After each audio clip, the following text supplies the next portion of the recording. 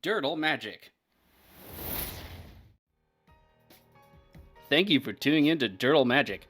Please subscribe and hit that notification bell if you like the content you see here today, and leave a like and share the video with someone you might think is interested. Leaving those likes really helps us out, but another way to help us out is by using our TCG Player affiliate link below. If you're looking for singles, sealed product, or gaming accessories, please consider using our link to support the channel. We also have some playmats at inkgaming.com. Go ahead and hit the link in the description to check those out. Alright, let's grab some spells and dirtle with some magic.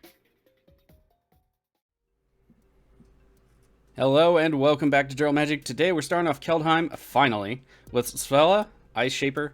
Looking at our opening hand, it has a lot of lands and some follow-up, got some card draw. Let's go ahead and keep it. We do have the mana compass to get us more lands out of the deck, thin it a little bit. Vandal Blast for early mana rocks against our opponents, and Kazal's Fury to toss a big creature or possibly play it as a land. So I think we'll be good. So this deck is going to focus on ramping a little bit, but more on artifacts actually, and basically trading them out of the graveyard into play and discarding them from our hand or our deck into the graveyard.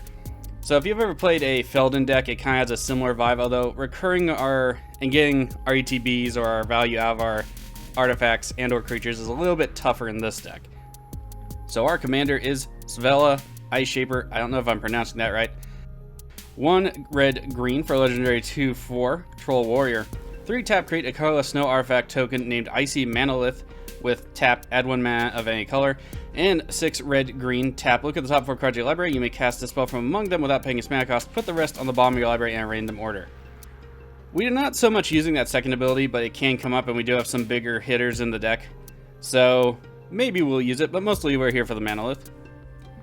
Our first opponent has Stomping Grounds in play. Our second opponent has a Forest. So let's go ahead and review our opponents here. We have a Golos, and what is this one called? Aesi, Tyrant of Gyre Strait. Alright, so our third opponent is also Mayael, Anima, I believe it's pronounced. Anima? I'm unsure. Temple Garden into play for them. It is tapped. Comes our turn, we get Greater Good. That'll be good for getting rid of big creatures and trying to recur them later. Also some card draw. Let's go ahead and play Stomping Ground. We'll put ours into play tap and pass it off to our opponents. So our first opponent is Golos, Tireless Pilgrim. 5 for legendary 3/5 artifact creature scout. When it enters the battlefield, they get any land they want and put it onto the battlefield tapped from their deck. They shuffle their library. Tune Wooburg, exile the top 3 cards of your library. You may play them this turn without paying their mana cost. So it's like the super soup-upped version Hot Rod Dragster car compared to our, I don't know, Winnebago commander. They're similar, except Golos is just way better. They play an island and an Elysian Caryatid into play. Our next opponent, Aesi, I guess, Tyrant of Gyre Strait. 4 green-blue for legendary 5/5 Serpent. You may play an additional land on each of your turns. Whenever a land enters the battlefield under your control, you may draw a card. We'll have comparisons to Tatyova.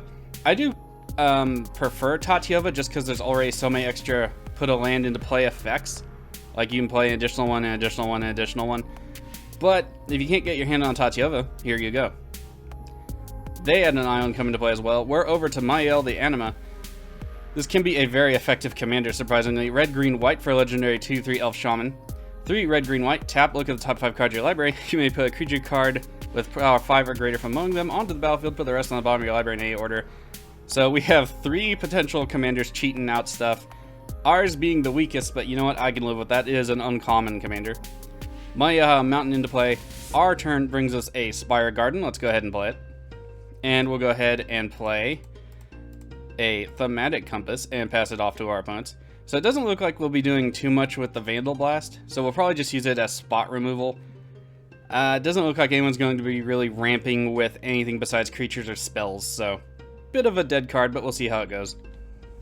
So out of all the value we're facing right now, I think we are actually the least powerful, I would say, just out of the box. Unless somebody is starting to play, or assuming we play Land Destruction, which could be very bad for us if they want to take us out.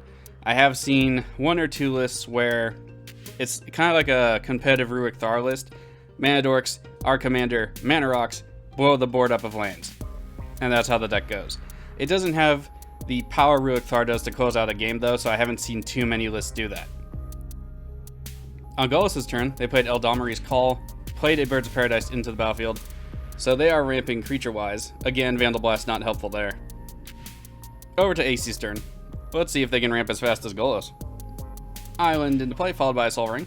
That's pretty good. That's it for Aesi. Moving over to Mayael. Don't ever know if I'm saying that correctly either. Do love the R on that card, though. We have a land into play. Kodoma's Reach. Okay, some more ramping. So I think next turn, assuming we don't get any ramp, we will be playing our commander and ramp much more slowly than our opponents. Hopefully that will keep us off the radar. Mayael can be very hard to kill. It's not, I wouldn't say it's explosive, but it is surprising. My friend has a paper Mayael deck that is just, it's a great casual deck. It is hard to kill. It's hard to keep things dead. It's fantastic. Unfortunately, I'm hoping I don't see that kind of tuning for this one.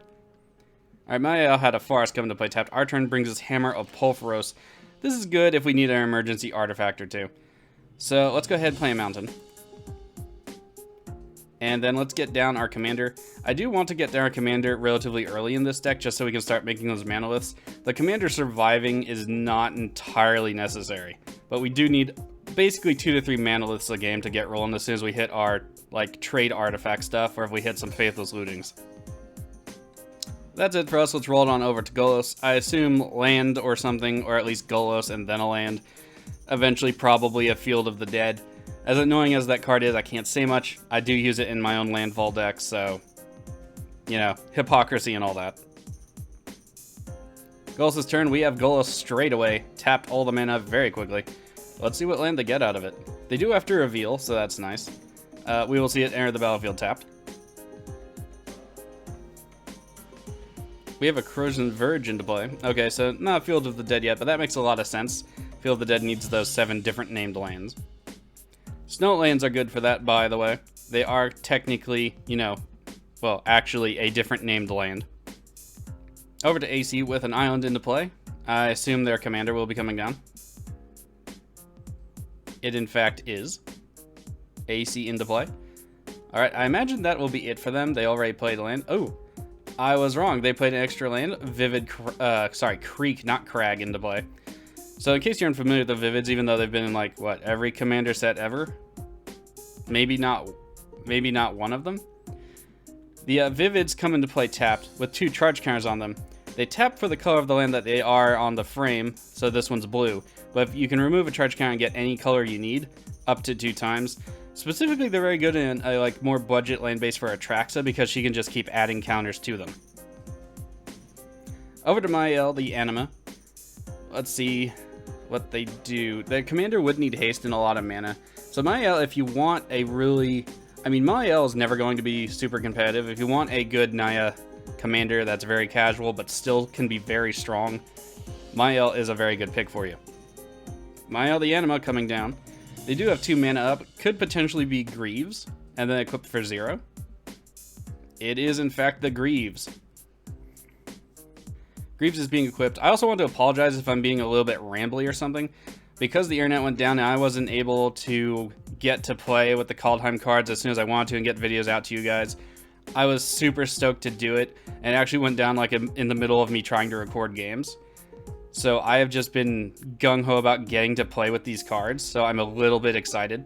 But thanks for sticking with us here at Dirtle Magic. I appreciate that. Unfortunately, some things are just unforeseen. Comes our turn, we get Durity, Scrap Savant. Okay, we can start discarding stuff to our graveyard now, potentially switching artifacts when we get them. There's nothing I really want to discard, though, at the moment. Maybe Vandal Blast. Plus, people will start getting down to Durity, so let's go ahead and play a Snow-Covered Forest. And at this point, I actually want to play the Harmonize. We'll draw 3 cards, and then we'll have to discard 1, but that might start us getting rolling on Reanimation. So we get Cathartic Reunion, Faceless Haven, and Pia and Karen Noir. Let's just pass off the turn. I do want to keep the Cathartic Reunion and the lands. We're probably at this point going to get rid of Vandal Blast, so let's go ahead and discard it. Again, nothing is coming up really, and we do have other removal in the deck for artifacts, so I think this will be fine. Off to Golos' turn. We have Linvala, Shield of Seagate. Alright, that is something I did not ever expect to be coming down. So this cares about a party. Oh, hold on, they're activating more mana. Okay, so Crows and Verge, they're going to fetch some lands out of their deck. So Linvala, 1 white blue for legendary 3/3 Angel Wizard. Probably won't see that too often. Falling at the beginning of combat on your turn, if you have a full party, choose target non-land permanent opponent controls. Until your next turn, it can't attack or block, and its activated abilities can't be activated. Sacrifice this card. Choose Hexproof or Indestructible. Creatures you control gain that ability until end of turn. So I'm thinking it's for the second ability, which really isn't bad if you have something like Sun Titan to reanimate or you're playing Esper or something like that. Not terrible. And a 3/3 for 3 at flies, that's pretty good. Alright, that's it for Golos. They're up to 7 mana. They did get 2 Triomes out of their deck, so they're not going to be hurrying for colors. I also wanted to point out that notably, Linvala does care about the mechanic with the party and wizards count, and there's a lot of wizards coming out in Kaldheim, so it might be right up your alley. Miloku the Clouded Mirror. Alright, so this is a way to replay your lands, basically. You also get to create the 1/1 blue illusion creature tokens with flying, so some evasive token creatures, extra landfall effects. It's a good card. I almost ran it in my own landfall deck, but that stuff gets crowded out real quick. Land into play, the Tyrant of Gyre Strait will trigger. They create a 1/1 illusion flying creature token. Another land into play, it's the same island as before. Alright, over to Mayael's turn. 1 land and then she can be activated, and this is at instant speed. This does not have a activate only at sorcery clause, so it can be very good. Garruk's Uprising will come into play for the Mayael player. They will not be drawing a card off of it though, but it will give everything else they have basically a cantrip and give them trample. So that's going to be very good. We'll have to run to some rather enchantment removal at some point, but we'll have to see what we draw. Alright, it's going to roll over to us. Unfortunately, we're not drawing almost any creatures, which is really unfortunate. Oh, we draw a Scarecrow though. Alright, so that will be good, but unfortunately, again, good later. So let's go ahead and play the Faceless Haven. And then at this point, I think what I want to do is activate our commander, get down a Manalith, and then play Hammer of Pulveros. We will be wide open to attacks, but I don't think we are perceived as a threat, so I think this will be fine. Let's go ahead and play a Manalith, or put a Manalith into play, rather. Conversely, we can also activate our Thematic Compass to go get another land out of our deck. But we do have a full hand, and we still have Kazal's Fury as a land, so I think what we're going to do here is still play the Hammer of Pulveros. There it is. So we can sacrifice lands with this, but more importantly, we get an enchantment golem artifact creature, and the artifact creature is really what we're after here. Plus, it does give haste, so that's nice. Let's go ahead and pass it off to our opponents. Over to Golos' turn. I was just thinking about the second ability on our commander. It would be a good way to dig through the deck and potentially hit some things. So if we can just ramp to that, that might also be something we can do. We also have Cathartic Reunion. There's just nothing I want to put in the graveyard right now because all we have to get back with is Deretti. And I'm not quite ready to do that. We need maybe some more Manaliths, and I don't want to sacrifice the hammer just yet. And Scarecrow's not exactly the target we want. We want something like Wormcoil Engine, Darksteel Colossus, Steel Hellkite, something like that. We have Linvala, Keeper of Silence. Unfortunately, we can make no more Manaliths. Mayael's also going to be out of the running, so we may have an ally against Golos now. Unfortunately, oh wait, we may have an answer? Okay. So they're just going to bounce a land and create another flyer over on Aesi's side. I was hoping it was a counterspell, but not today. Alright, we have an attack. Linvala off into us. Alright, I guess I was wrong about not being very threatening. We will be taking the 3. We have no way to block. So Golos might in fact be more of a hate bear style deck, and that is unfortunate. But at least they aren't affecting yet our mana rocks. So we do have access to our Manaliths. Unfortunately, we only have the 1 Manalith. So that's going to be a bit of a bummer. Fortunately, we have Kazal's Fury. If we can get a bigger creature out and just toss it at Linvala, that could be good. I'm sure Mayael would like to help us out with that. Over to Aesi, Tyrant of Gyre Strait. Landfall again, it's that same island.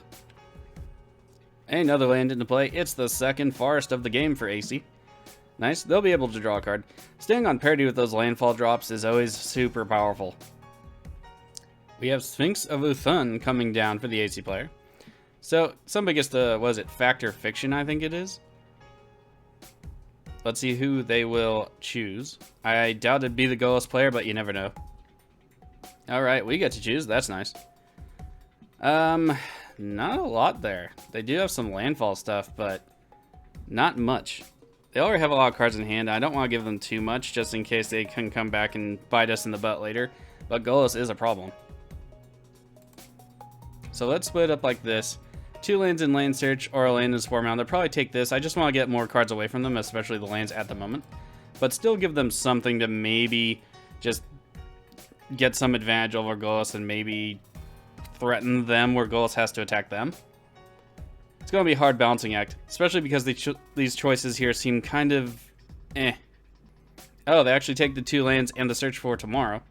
Okay, they can't activate Miloku, so I'm wondering what they're doing with all that. Alright, so they did suspend search for tomorrow. So I guess they're just going to try to thin out their deck. They do have 9 cards in hand. They will have to discard 2 cards. I imagine it's going to be some land cards, but let's go ahead and find out. Arcane Denial and Blighted Woodland. Man, I wish they had used Arcane Denial on Linval. Don't know if they had it, though. That would have been my decision. But they know their deck better than I do. Over to Mayael's turn. They cannot activate their commander, unfortunately for them. And Mayael does tend to be, I wouldn't say it's eggs in basket. It's kind of like the egg section. You do have like other things you can play, especially with all that mana. It's just the deck works better with her than without her. So again, if you want a casual Naya deck that can be very strong, she is a good commander for that. So let's see what they summon this turn. They do have 7 mana available, so they could drop something very impactful. Even possibly a board wipe type of creature, although red doesn't tend to get those anymore. Those tend to be, what, more on blacks and black's pie now instead of it being more of a shared thing. But you never know. I forget, but how much is Hate Flare mana? Is that 7? Living Inferno, I think, is 8, though. But they do have Greaves, so with Mayael not being active, that could be good. Okay, we get a Hull Breach. Golos and the Hammer of Porphyros are going to get hit. That's unfortunate. Golos back to the command zone. At least they didn't hit the Icy Manolith. We do need the extra mana. Going to roll over to our turn. Let's see what we get. Okay, we get Tormenting Voice. Alright, not the best. So let's go ahead and play our Cathartic Reunion and discard 2 cards for it. We'll discard Scarecrow and Tormenting Voice, since we'll be drawing some cards anyway. And we get to draw 3 cards, rather. Hopefully into something fairly good.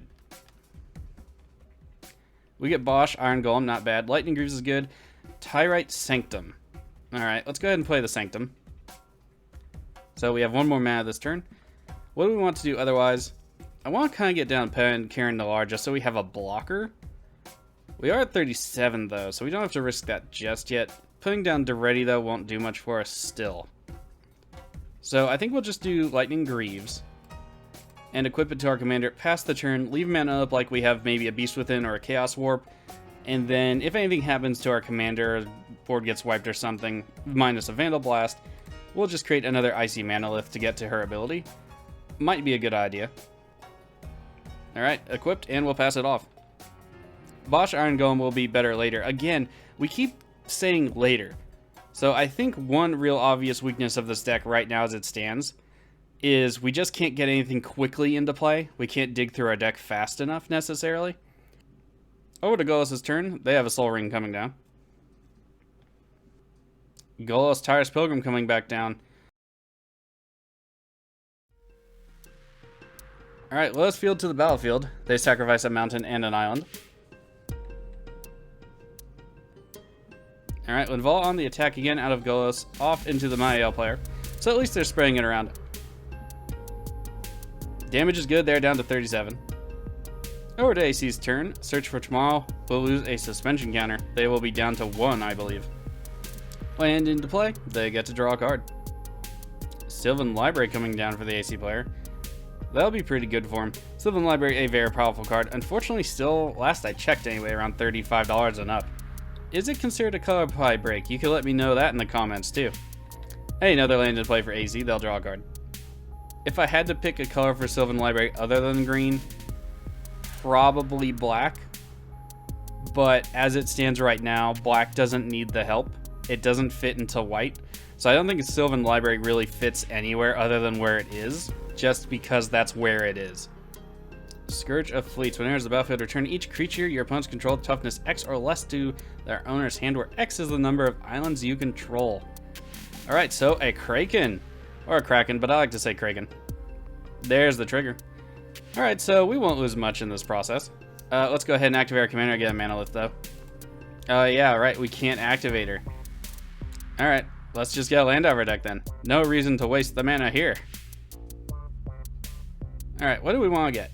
Has to be a basic land. What do we need? It looks like we have even color split. So let's go ahead and get a mountain, rather. Alright, that's it for Aesi. No attacks out of them. Not even into Golos, us. Everybody's down except for Golos, so it's a little bit interesting. So I think next turn, our commander... Ooh, Terramorphic Expanse into play for Mayael. I think... Is that the Jumpstart art? Where's that art from? But never mind that. I definitely need to get some just for the art. I will buy cards for separate art. In either case, I think next turn, our commander, Lightning Greaves, make a Manolith. I don't know that there's anything else we can really do. We could do Bosch and wail on Golos a bit. Oh, Tooth and Nail. Okay, it's not entwined, though. Okay, we're gonna be alright. I almost had a heart attack. 2 creature cards from the hand onto the battlefield, by the way. Sorry. Just, that was close. Ooh, It That Betrays. Ooh, that's nasty. Greaves onto Mayael. Seems like a plan. They do draw a card off Garrick's Uprising, by the way, because It That Betrays came into play. Power 4 or greater. I do like that Power 4 or greater. Oh, they're switching the Greaves over to It That Betrays, okay. Maya was with the Nea on the Shards of Alara, where Power 5 or greater mattered. Power 4 or greater is just so much easier to do. I'm glad that they learned that lesson. Not that green needs the help these days, but back then it was just so much better. That one power makes such a difference. It's just like Smothering Tithe versus Rhystic Study. That one mana can make all the difference. Okay, Maya on the attack with a hasty It That Betrays.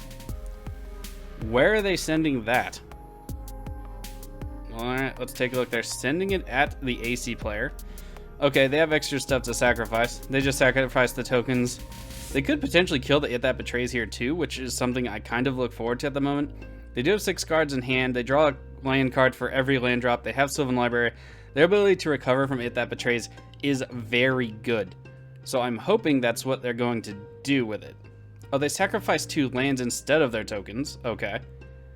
It That Betrays will steal them. I do like It That Betrays as a card. I just don't tend to run a lot of the more powerful Eldrazi in my decks, if I even run Eldrazi. Okay, let's see if they assign blocks. The best thing to do right now would be to kill it. We do not have anything that large except for Darksteel Colossus, and we'd have to, you know, get it out and not suffer a huge loss in the meantime. Alright, they are in fact going to kill it and only lose 1 guy in the process, most likely. Nice. That's the thing with the Eldrazi. Usually they're played when you just can't do that, but Aesi was well set up to intervene. Or, I guess the real word is intercept. Oh, we have a response. Heroic Intervention. Well, poop. Okay, so the It That Betrays is now indestructible and has hexproof. They will lose still only 1 of their guys, so that's not terrible. They do get to keep the Leviathan, so that's nice. No damage gets through, though.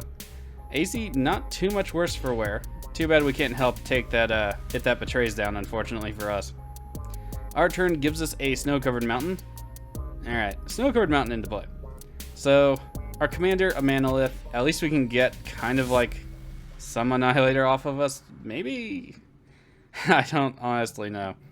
And then Paya and Kieran Noir, I think, is how we're going to go here. Cast our commander. Our Thematic Compass will flip over. Unfortunately, Lightning Greaves is on the battlefield for the That Betrays, but wouldn't help us too much against the Annihilator anyway. Let's go ahead and equip the Greaves. And then we will activate our commander. Get another Manolith into play. And then we'll pass the turn. 1 mana short of doing the thing with Paya and Kieran Noir. So actually, let's go ahead and get a land out of our deck. That way, hopefully, we won't be seen as a threat either. This time, we'll get a forest, getting a lot of mountains, and now we'll pass the turn. End of turn, Thematic Compass will flip over. It will remain tapped, however. Over to Golos' turn, 9 cards in hand after the draw. They're still at 40 life, so is Aesi. We're still at 37, Mayael at 37. Not too much has happened just yet. Turn 8. Pretty slow for now. So Golos could take the risk here on the top 3 cards of their deck. Or potentially they could play something else. We only saw, what? How many things got bounced back to their hand? 2 Mana Dorks and 2 Angels. So they have 5 other cards we don't know about. Golos is on the attack off into us. No, off into the Mayael player. Okay. Don't think they're going to block. But at this point, I assume it's going to be a board wipe. Because what I like to do before board wipe is send my creatures in for a little bit of damage if I can, and then blow the board. Mayael does not block. Damage is good there, down to 34, up to 3 commander. Featuring Golos' fist print, I suppose. We have Wrath of God. Yep, there's a board wipe. Alright. Yeah, I can live with that. Unfortunately, our commander will now cost 5. But, again, for this deck in particular, the commander is nice, but we just don't necessarily need our commander. Alright, commander's back to the command zone. Linval, Keeper of Silence, coming back down for the Golos player. So, Mayael is still going to be neutered. They're down to 1 card in hand, by the way. Yeah, that's pretty rough.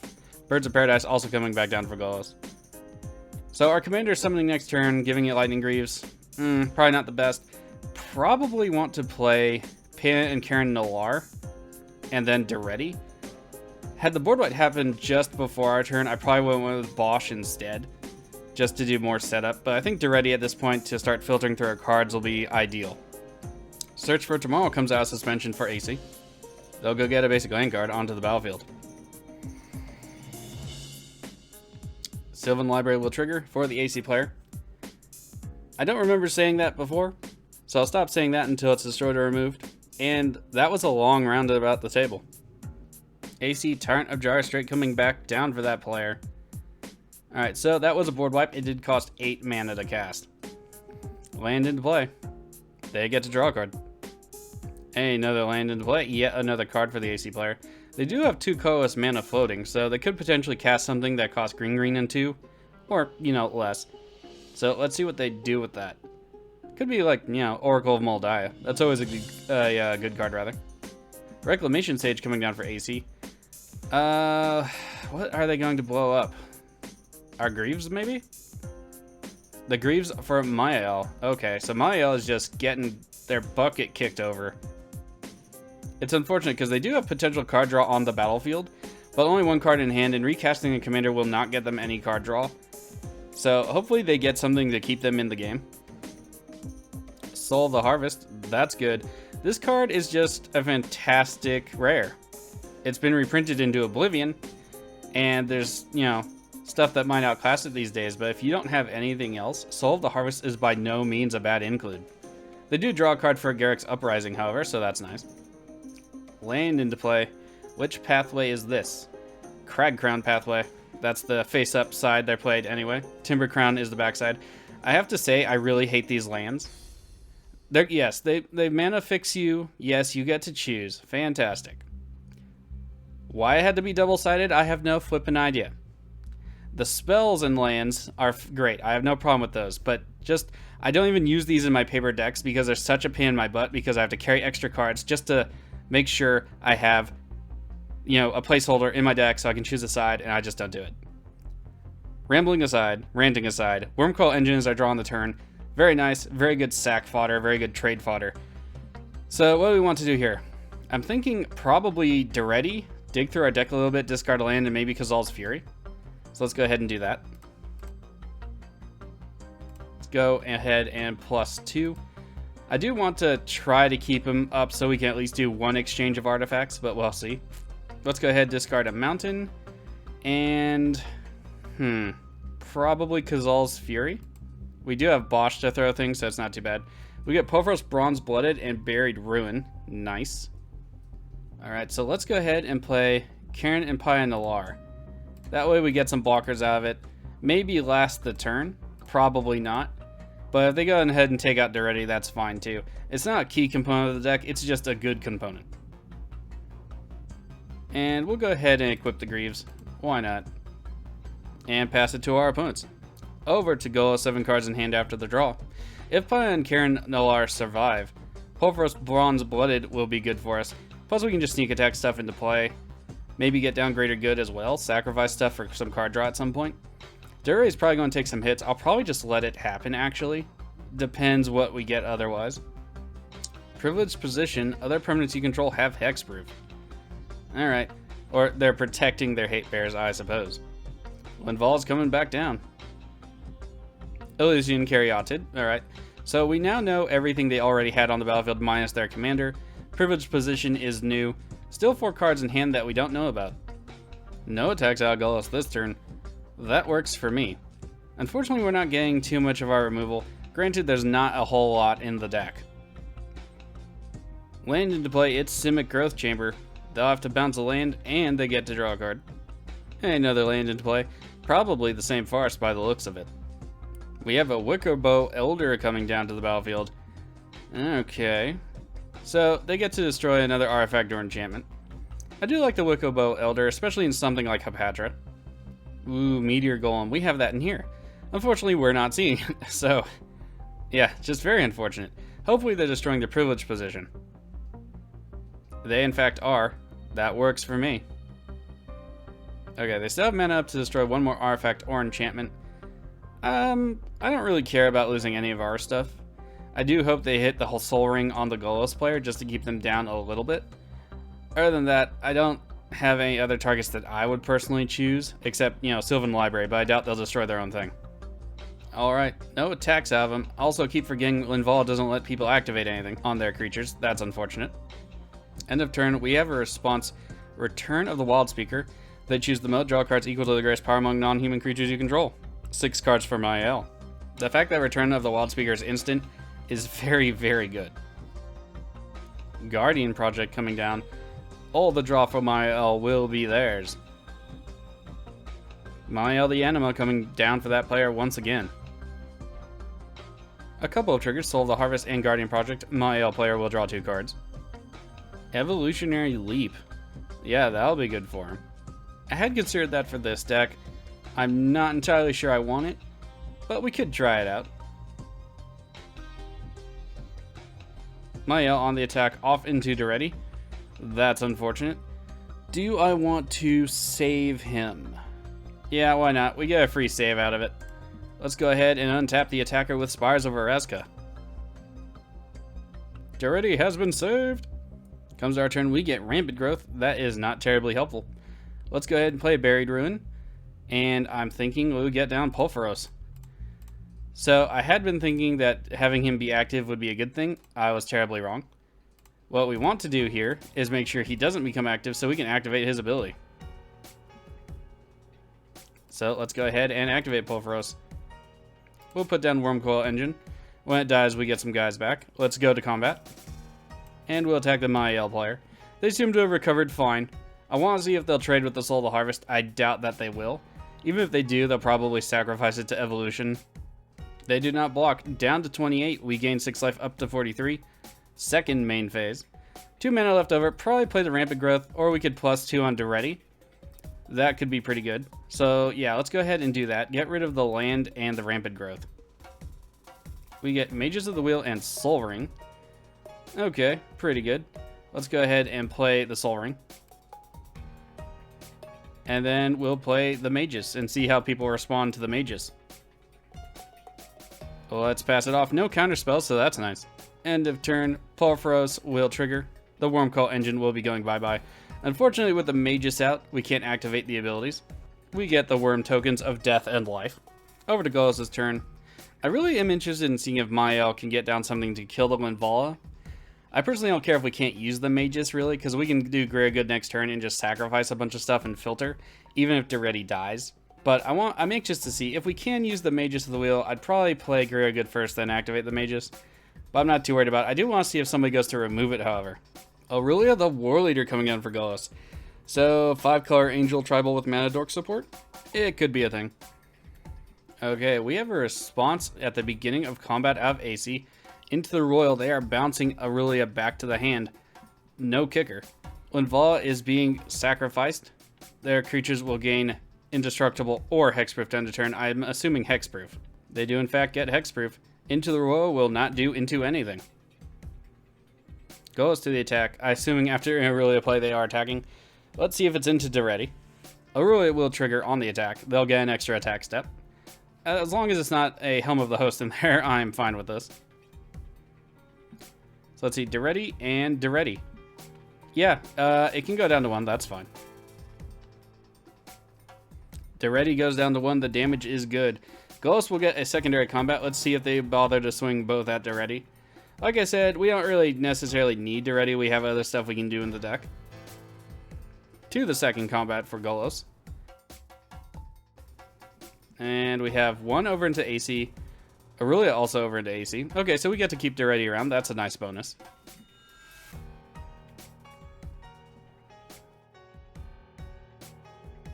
Damage is good against Aesi there, down to 26.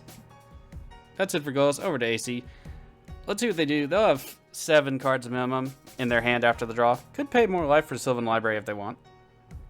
They do not. Alright, so they just keep 6 cards in hand then. Land into play. Aesi will trigger. Kodoma's reach. They'll go get another land into play. Island into play tapped. They'll draw a card. They also still have a land play for this turn, I believe. Land into play. They draw a card. Eternal Witness coming down for Aesi. Let's see what they're going to get back. They do have Scourge of Fleets, but it's only going to bounce 4 toughness. So, I mean, that could work. It would get rid of Golos. Only Mayael, though. So let's see what they get back. Okay, it is the Scourge of Fleets. Alright, but they only have the 4 islands, like I said, so interesting. We will lose our tokens, unfortunately. Scourge of Fleets coming down. Going to wipe Golos' board. Going to more or less wipe our board, except for Pulveros, who will then not be a creature. And Mayael will go bye-bye. Oh, we have Anguished Unmaking on Pulveros. That's unfortunate. I guess we will not be saving any of our field. Oof. Bye, Pulveros. I'm sorry, buddy. And the rest will get washed away. I mean, honestly, it looks like we're going to get eaten, but I don't know. Alright, well, I think at this point, it's time to start activating our commander if we can get it down and get it activated. Still going to need some blockers for setup, though. Ramunap Excavator coming down for the Tyrant of Gyre Strait. Do they have lands in the graveyard? Yeah, they have 1. Okay, so that's not terrible.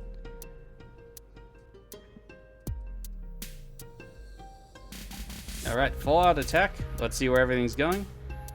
Golos, the face is the target.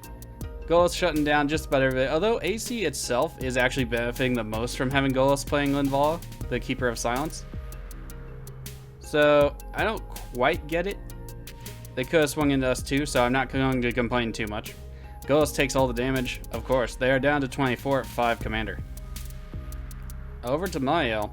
8 cards in hand after the draw. Could resummon the commander, but at this point it's going to cost them only 3 because it was bounced back to their hand. No haste though, so no activation. But they do have a lot of cards in hand they could just draw otherwise and just keep drawing cards.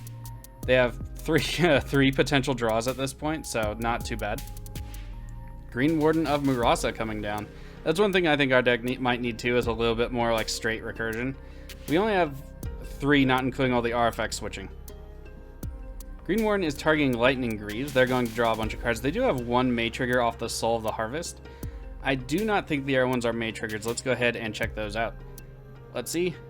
Draw a card. And this one is draw a card. So yeah, Soul of the Harvest is a May. They won't have to draw for that if they don't want to. And at this point, I wouldn't necessarily unless they get like Reliquary Tower. Rhythm of the Wild coming down for Mayael. So their creature spells can't be countered, and creature spells they control have Riot. That's pretty good. So if you're unfamiliar with Riot, when a creature enters the battlefield, they can have a 1/1 counter placed on them, or they can gain haste. Mayael the Anima coming down. So not enough mana to activate her, but she does have haste. They'll probably just give her a 1/1 counter at that point, making her a little bit bigger. Yep, a 1/1 counter. I'm surprised the Rhythm of the Wild like didn't show up on like the stack or anything. They get to draw a couple more cards. Looks like they choose not to with the Soul of the Harvest. Probably a good idea. Don't want to discard too much to the graveyard. No attacks at Mayael. That works out for me. Going to roll over to our turn. We do have the ability to haste our Mages of the Wheel and activate it. I think that's something I might want to be doing right now just so we can draw some extra cards. But do we want to also get Bosch down in the process? The Mages will cost us 5 mana. So it looks like we can't afford Bosch. So there's still a possibility. Alright, yeah, probably just going to do the Mages. Maybe get down the Greater Good. See if it can, you know, survive long enough to get us some card advantage. Or Pia and Kieran Nalaar just to give us a turn of blockers or some such. Let's play the Magus of the Wheel. Let's go ahead and equip those Greaves. So we do have enough mana for Bosch. Do we want to do that or Pia and Karen? Let's go ahead and do Bosch, just because I don't think that Duretti is very long for this world at 1. So let's just go ahead and do it. Bosch, Iron Golem, go! Plus, if Duretti dies and we manage to get something big down and we attack and we toss and do all this other stuff, that'll help us win the game more than Pia and Karen the Lar. We do have 2 mana left over, so let's go ahead and activate the Magus. Old Spine Worm, when it's put into the graveyard from anywhere, shuffle it into his owner's library. That's probably coming out of Mayael. Pretty good when it dies. Had considered it again for this deck, but since we manipulate artifacts more, it wasn't as good. Plus, we can't sneak attack it in with Pulveros. We get Goblin Engineer, 2 lands, Eternal Witness, Mizizium Moors will be really good, Replicating Ring, and Seasons Pass. Seasons Pass after that wheel is fantastic. Let's go ahead and +2 on Duretti. We'll just discard a Forest, I think. Yeah, just 1 card. Let's draw 1 card. We get High Market. Okay, a Sacrifice Outlet. Let's pass it off to our opponents. Actually, no. First, let's equip the Greaves, then we'll pass it off to our opponents. Over to Golos' turn. Everybody has 7 cards. Aren't I a nice person? Anyway, let's see what they do with it. They haven't played a new land in a while, so I am somewhat concerned about that. Only because them being a target takes heat off of... Oh, the Golos player quits. Okay, I want to check chat real quick, but that's too bad. Alright, nothing in chat about them quitting, so, well, no matter what it is, I hope their next Magic game goes better for them, I suppose. That's the vibe I'm getting. Other than that, of course, I hope it was not an emergency. Alright, Aesi's turn. We can all now activate our commanders and things. Aesi still has a Wicker Bow Elder, which I am concerned about, considering we're playing artifacts. Although, if we can, like, get a bunch of artifacts in our graveyard and then do Scrap Mastery, that'd be great. That's, you know, as I said, I think in my last video, it's been so long, that I've been running into Living Death a lot, and I was like, hey, we're using artifacts, let's do Scrap Mastery, why not? It can turn a tide, that's for sure. It is turn 11. So, big stuff is probably going to happen pretty soon. The board looks really threatening. All they really need is an, Enray's Forerunners? Retreat to Kazandu. Okay. 1/1 card on a creature, or you gain 2 life for a landfall trigger. In either case, it's something big's probably going to be end up happening. Turn 12 is usually where games start popping off in casual.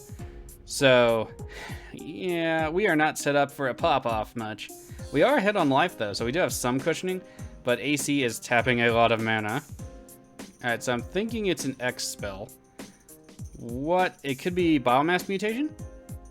Was it Finale? What's the green Finale? Slyn, Volda, the Rising Deep, and it's kicked. Okay, so they get to bounce stuff. I can appreciate it's not the green Finale, whatever the name is, because I apparently totally forget. Well, there goes Bosch.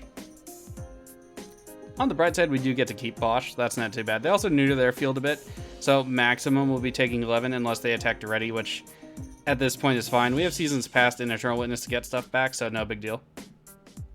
Unfortunately, Mizizium Mortars isn't going to do anything for us, so that's a bit unfortunate. Rex Sage coming down. What are they going to hit? Hopefully Mayael's card drawn, not our Lightning Greaves. I do need our Lightning Greaves. It's our Lightning Greaves, sad face. Nope, that's too bad. Bye to the Greaves. We have a land into play. They get to draw a card, and they get a trigger off the retreat. So, let's see what they'll choose. They choose to put a counter on their fleet, or Scourge of Fleets, rather. We do have All Is Dust in the deck. I'm really hoping to draw that at some point, but my card draw appears to be a bit lacking, so something else we might have to address. Another land into play. Card draw, they gain 2 life. Swiftfoot Boots coming down. Well, that's, irony is not the word. But I want shoes. Boots onto their commander. Aesi now has the Hexproof and the Haste. I'm kind of surprised they didn't Swiftfoot Boots up the Slyn Volda.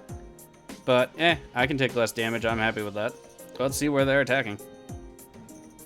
So we have it off into Mayael and into Duretti. Yep, I guess Duretti's just going the way of the dodo. Very useful though while it was up. Duretti down. Mayael will take the 7. They are down to 23. Sorry, the 5, and up to 5 commander damage. Duretti is the one that took 7. Over to Mayael's turn, 11 cards in hand after the draw. A lot of cards in hand, a decent amount of mana, and they can give their creatures haste, so not terrible. Goreclaw, Terra of Kal Sisma. Yeah, that'll be good. Unfortunately, you can't get it with Mayael on her ability, but the cost reduction plus the 1/1 and the trample, it's worth it.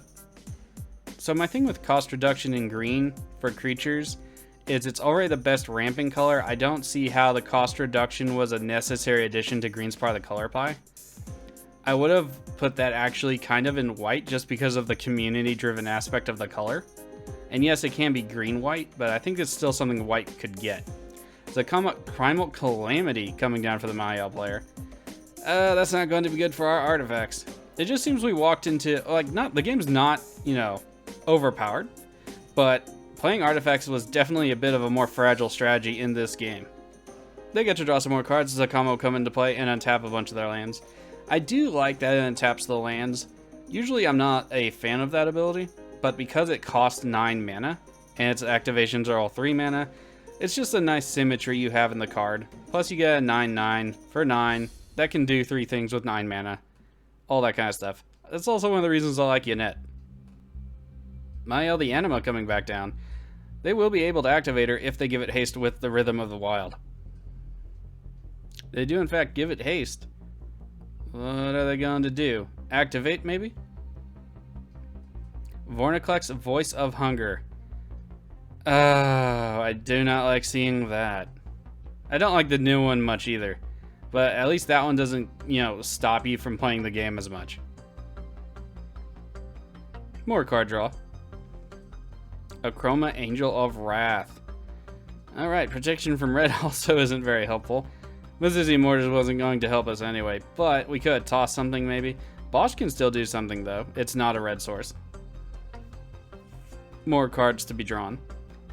Hopefully the Aesi player will have some more bouncy removal. Although Vorniclex coming down after Zakama, they could very much just replay everything they played. Still really hoping for that Ola's Dust. Mayael to the attack. All of their creatures have haste. This is going to hurt something.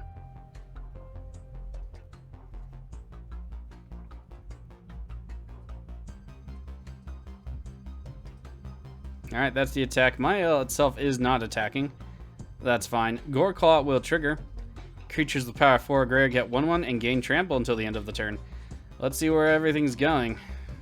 All into us. Alright, I don't understand that myself, but yeah, sure. I guess we are fairly threatening. No blocks are available to us. No remedies to our situation. Unfortunately, we will be taking all the massive damage to the face. First strike combat damage, we are down to 36. All the rest of the damage, we are down to 13. Mayael to the cleanup step, they will have to discard 7 cards. Comes to our turn, we get Temple of Abandon. That is not terribly helpful. Do we have a way to draw cards? We do have Ewit into Harmonize. And maybe play some other stuff. Unfortunately, with Vorniclex on the battlefield, we'd have to wait 2 turns even if we draw the Ola's Dust. And we have no way to kill Vorniclex right now. So I'm going to depend on the AC player to try and protect us here. But yeah, that's how that goes. Oh, it's going to trigger for every land. Alright, hold on. Let's yield to that, because that's annoying. Luckily, our artifacts are immune. Let's go Ewit. And let's get back a Harmonize. So I just want to read Vorniclex real quick. If we tap our lands for mana, they don't untap. So Spires of Orazca should untap if we use it. I just wanted to point that out, because you can still use utility lands as long as you're paying into them and not using them to generate any mana. But let's see if something's bugged or not. Let's go ahead and play a Cinderglade though. Do need some extra green here. Let's go ahead, activate Tyrant Sanctum for the mana. And we'll use the last Aesi Monolith over here. Probably should have just done those for the Harmonize anyway. Oh well. And cast Harmonize. Hopefully we get all his dust. Hopefully we can get enough mana next turn to cast it. We do not get all his dust. We do get Crozen Grip and Trash for Treasure. So Trash for Treasure is a sorcery, unfortunately, but can we use that with anything? We could do Wormcoil Engine, but we'd have to sacrifice one of our rocks, which is unfortunate with the Vornicolex out. Let's play Replicating Ring. And then let's go ahead and play Trash for Treasure. We'll get back a Wormcoil Engine. And we'll sacrifice, unfortunately for us, an Icy Monolith.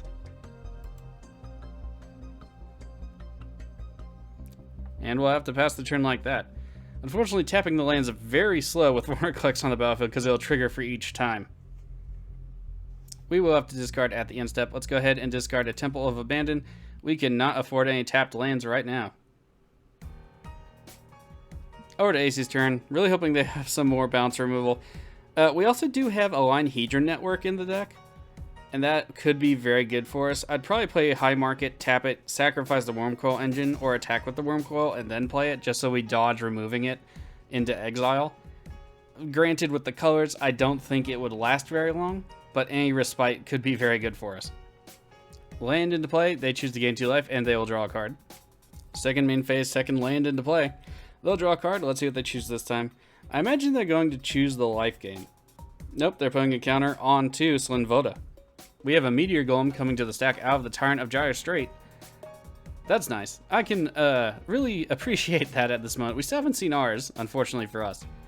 So hopefully they will be hitting the Vornicolex. Unfortunately, that really doesn't help the lands that we already have tapped, because the triggers have already resolved. Yep, Vornicolex, but I'll take all the help I can get. Simic Signet coming down for the Aesi player. We have Wickerbow Elder into play. Do we have an activation out of it, though? Ramunap Excavator coming back down for the Aesi player. Alright, looks like things are winding up to get into the finish. That's it for Aesi. Over to Mayael. 7 cards in hand after a land drop. Ghost Quarter. They're destroying our Spires of Orazca. Can we do anything with that? We are 1 mana short of a Crozen Grip. So, yeah, I guess they just really want us dead. That's unfortunate. Oh, and Aesi quits the game. Okay. Yeah, we'll get a basic land. Let's go ahead and get a Forest. I want to check chat real quick. Nothing in chat about Aesi saying they were going to quit for any reason, so that's unfortunate. Hopefully their next Magic game will either be better or they can get into another one today. Alright, so 1-on-1, we are at a fairly large disadvantage. So let's see what happens. Greenmoor Murasa. Alright, let's see what they'll be getting back. I hope it's not It That Betrays. They'll draw some cards. Green Warden's trigger on the stack. Let's see. They're getting back... Ah, it didn't let me see it. I'm hoping it wasn't Vornicolex. It is not. So what was the legendary green creature? Oh, God Eternal Runus. Okay. So they basically want a pump effect. Again, they'll draw some more cards. So when this enters the battlefield, double the power of each creature you control until end of turn. They gain Vigilance. So not Trample, so that's nice, but there's no way we can block all that. So this looks like it's going to be game.